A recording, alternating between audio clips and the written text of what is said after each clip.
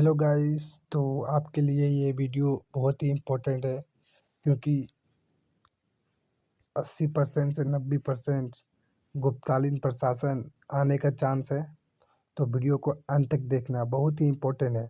और हाँ, यदि आप यूपीएससी, जेपीएससी, यूपीपीएससी या फिर एसएससी लेवल के एग्ज़ाम की तैयारी करते हैं तो ये वीडियो आपके लिए इम्पोर्टेंट है क्योंकि इससे आपको ऑब्जेक्टिव क्वेश्चन और मेंस के क्वेश्चन दोनों कवर होंगे। तो वीडियो को अंत तक देखना। और हाँ, स्पेशल ये वीडियो किसके लिए है? तो हिस्ट्री ऑनर्स वाले के लिए, ठीक है। तो हिस्ट्री ऑनर्स वाले के लिए और हाँ, हिस्ट्री ऑप्शनल जिसके भी हैं उसके लिए भी ये वीडियो है। तो वीडियो को अंत तक देखना क्योंकि एग्ज़ाम आपके नज़दीक में है। इसमें हम गुप्तकालीन प्रशासन को पूरी अच्छा से समझेंगे। बारे में जानते हैं कि राजा की विशेषता क्या होता था कि गुप्त काल में, ठीक है। तो गुप्त काल में प्रशासन के शीर्ष पर राजा हुआ करता था, जिस प्रकार चोल में था, ठीक है। गुप्त काल में राजाओं द्वारा भारी भरकम उपाधि धारण की थी, जैसे महाराधिराज, परम भट्टारक, ठीक है, परम भट्टारक आदि। जिस प्रकार से चोल साम्राज्य जैसे आप पढ़ेंगे तो उसमें भी इसी प्रकार के थे, ठीक है। राजा शीर्ष पर था और राजा सब उपाधियां धारण करके रखे थे। उसी प्रकार गुप्त काल में भी थे, राजा शीर्ष पर रहे, ठीक है, यहाँ भी उपाधि धारण करके रखा हुआ है, ठीक है। राजा ये कर्तव्य था कि वो युद्ध और शांति के समय राज की नीति को सुनिश्चित करे। किसी भी आक्रमण से जनता की सुरक्षा करना राजा का कर्तव्य था। किसका कर्तव्य था? राजा का। कौन सी कर्तव्य था? तो किसी भी आक्रमण जनता को सुरक्षा के लिए, ठीक है। नेक्स्ट देखिए क्या है, गुप्त काल में राजा ही सर्वोच्च न्यायाधीश था, ठीक है, जिस प्रकार से चोल में था। अतः वो न्याय प्रशासन की देखभाल धार्मिक नियमों और रीतियों के अनुरूप करता था, ठीक है। जो आप देखिए न्याय का जो प्रशासन की देखभाल वो धार्मिक नियमों और रीतियों का अनुरूप करता था। इस काल में शासन व्यवस्था राजतंत्रात्मक था और वंशानुगत था, मतलब कि राजा का बेटा अब राजा बनेगा, ठीक है। लेकिन ज्येष्ठ अधिकार जैसे तत्व कम ही दिखाई पड़ते हैं, ठीक है। जो ज्येष्ठ अधिकार का जो पद होता है वो कम ही दिखाई पड़ते हैं। तो इस प्रकार हमारा राजा का विशेषता खत्म। देखिए नेक्स्ट, देखिए राजा का विशेषता हम सारा बता दिए कि राजा न्यायाधीश का स्वच्छ होता था, सब कुछ वही करता था, ठीक है। तो अब हम मंत्री परिषद और दूसरे अधिकारीकरण के बारे में बात करेंगे। अब मंत्री परिषद के बारे में बात करेंगे, ठीक है। गुप्त काल में किस प्रकार मंत्रियों का कैसा होता था सारा कुछ। देखिए कामदंग एवं कालिदास दोनों ने मंत्रिमंडल और मंत्री परिषद का उल्लेख किया गया।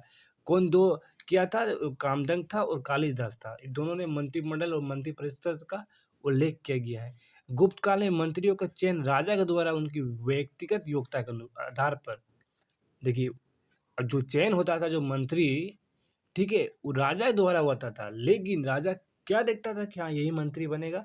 तो व्यक्ति की योग्यता के आधार पर, जैसे कि राजकुमार, सामंती, उच्च अधिकारियों में से किसी को जाता था। मतलब समझे, जो उच्च अधिकारी हुआ करता था, जो सामंती होता था किसी का, जो राजकुमार होता था वही मंत्री बनता था, अदरवाइज कोई नहीं बनता था, ठीक है। सबसे बड़े अधिकारी को कुमारमत्य होते थे, ठीक है। जो बड़े अधिकारी होते थे कुमारमात्य होते थे। राजा उन्हें अपने प्रांत पे नियुक्त करता था, उसे नगद वेतन देते थे। बड़े अधिकारी को कुमारमात्य, बड़े अधिकारी को। जिस प्रकार से चोल साम्राज्य में भी दो गो एक उच्च अधिकारी एक निम्न अधिकारी हुआ करता था, उसी प्रकार यहाँ भी है, बड़े अधिकारी कुमारमात्य हुआ करते थे, ठीक है। देखिए जैसे कि अल्टेकर महोदय का मत है कि कुमारमात्य आधुनिक आईएएस वर्ग के पदाधिकारी की भांति थे।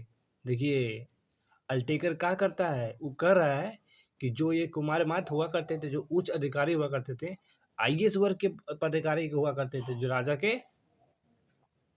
प्रांत में नियुक्त हुआ करते थे, ठीक है। कुमारमात्य प्रांतीय पदाधिकारी होते थे, जो स्थानीय प्रशासन और केंद्र के बीच कड़ी का काम करते थे। इनका काम क्या था? इनका स्थानीय प्रशासन और केंद्र के बीच एक कड़ी का काम करता था। कौन? कुमारमात्य। कुमारमात्य आधुनिक भारत का आईएएस के समान था बाबू, याद रखिएगा। कौन कहा? तो अल्टेकर। कौन कहा? तो अल्टेकर। देखिए नेक्स्ट आते हैं अब हम, देखिए नेक्स्ट में है कि गुप्त काल, ठीक है। ये गुप्त शासक मंत्रियों से सलाह लिया करते थे। अब जिस प्रकार से आधुनिक भारत में मंत्री परिषद में जितने भी मंत्री हैं वो मंत्री जैसे कि जो प्रधानमंत्री हुआ करता था अभी वर्तमान में, तो मंत्री का सहायता लेता था, मंत्री परिषद का। तो उसी प्रकार गुप्त शासक मंत्रियों की सलाह लिया करते थे। सभी महत्वपूर्ण मामले में अपने अधिकारियों को लिखित मामलों में अपने अधिकारियों को लिखित आदेश और संदेश जारी करते थे। कौन? ये गुप्त शासक मंत्रियों की सलाह लिया करते थे और सभी मामलों पे अपने अधिकारियों को लिखित आदेश देते थे और संदेश जारी करते थे। ठीक है, अब हम गुप्तकालीन अधिकारी के विभाग के बारे में कुछ बता देते हैं कि कौन विभाग को कौन सा क्या कहता था, क्योंकि बहुत इंपॉर्टेंट। यदि आप 4-5 जो लिख देते हैं तो आपको नंबर मिल सकता है। ज़्यादा नहीं लिखना है, 4-5 जो लिखना है। जैसे सेनापति के विभाग को क्या कहा जाता था? तो महाबलाधिकारी। न्यायाधीश विभाग को महादंडनायक। ठीक है, युद्ध एवं शांति को मंत्री को संधि विग्रही। ठीक है, नेक्स्ट देखिए, पुलिस विभाग का सोच अधिकारी को क्या कहा जाता था? तो दंडपाशी। शिक्षा एवं धर्म संबंधी अधिकारी को विनय स्थितिक स्थापक। राजकोष अधिकारी को भंडारा, देखिए भंडागारिधिकृत। ठीक है, देखिए नेक्स्ट देखिए, लेखा विभाग का सोच अधिकारी को क्या कहा जाता था? तो महाच पटलिक।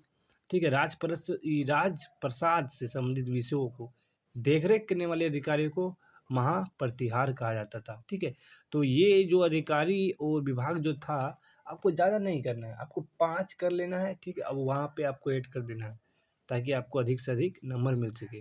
अब हम आते हैं नेक्स्ट में। ठीक है, प्रांत के बारे में बताएंगे, जिला के बारे में, स्थान ग्राम के बारे में। ठीक है, शासक की सुविधा के लिए संपूर्ण साम्राज्य राष्ट्रों और भुक्तियों में विभाजित किया गया। जैसे कि अभी वर्तमान में क्या है, एक देश है, भारत देश है, राज्य है, उसका नीचे, राज्य के नीचे क्या है? तो राज्य के नीचे जिला, जिला के नीचे है प्रखंड। ठीक है, तो गुप्तकालीन अभिलेखों से कुछ भुक्तियों के नाम मिलते हैं। जैसे बंगाल में पुनर्वर्धन भुक्ति था, जिसके अंतर्गत उत्तरी बंगाल के क्षेत्र आया करते थे। जैसे कि अभी जिला के अंतर्गत प्रखंड आते हैं ना, उसी प्रकार। ठीक है, प्रखंड के नीचे भी आते हैं, तो उसी प्रकार भुक्ति था जिसके अंतर्गत उत्तरी बंगाल क्षेत्र आया करता था। देखिए नेक्स्ट क्या है, नेक्स्ट में कि जो प्रांत और भुक्ति को पुनः जिलों में बांट दिया करते थे, पुनः जिले में बांट दिया करते थे। इसका प्रधान विषयपति या कुमारमात्य कहलाता था। ठीक है, जैसे कि अभी हमको बताएं, आपको कुमारमात्य अधिकारी। जिला स्तर पर एक जिला परिषद होती थी, इसे विषय परिषद कहा जाता था। इसी तरह प्रत्येक नगर में एक नगर परिषद होती थी, जिसे क्षेत्र व्यावसायिक समूह का प्रधानता था। इस परिषद में शामिल थे, देखिए कौन कौन से शामिल थे, किसमें? नगर परिषद में कौन कौन शामिल थे वो बताने वाले थे। नगर श्रेष्ठी, पूंजीगत वर्ग का नेता। सार्थवाह, विषय व्यक्तियों को व्यापार का नेता। प्रथम कुली, कारीगर समुदाय का प्रमुख। प्रथम कायस्थ, लिपिकों का प्रधान। देखिए, प्रशासन की सबसे छोटी इकाई ग्राम थी, जिसका प्रशासन ग्राम सभा द्वारा चलाया जाता था। ग्राम सभा का कार्य ग्राम की सुरक्षा व्यवस्था करना, निर्माण करना, राजस्व एकत्रित करना। ग्राम सभा के मध्य भारत को पंचमंडली और बिहार में ग्राम जनपद कहा जाता था। देखिए, ग्राम सभा को मध्य भारत में पंचमंडली और बिहार में ग्राम जनपद कहा जाता था। ठीक है, एक मध्य भारत, एक बिहार। ठीक है, याद रखिएगा। नेक्स्ट में आते हैं अब हम, देखिए न्याय व्यवस्था, देखिए बहुत ही इंपॉर्टेंट है इसका।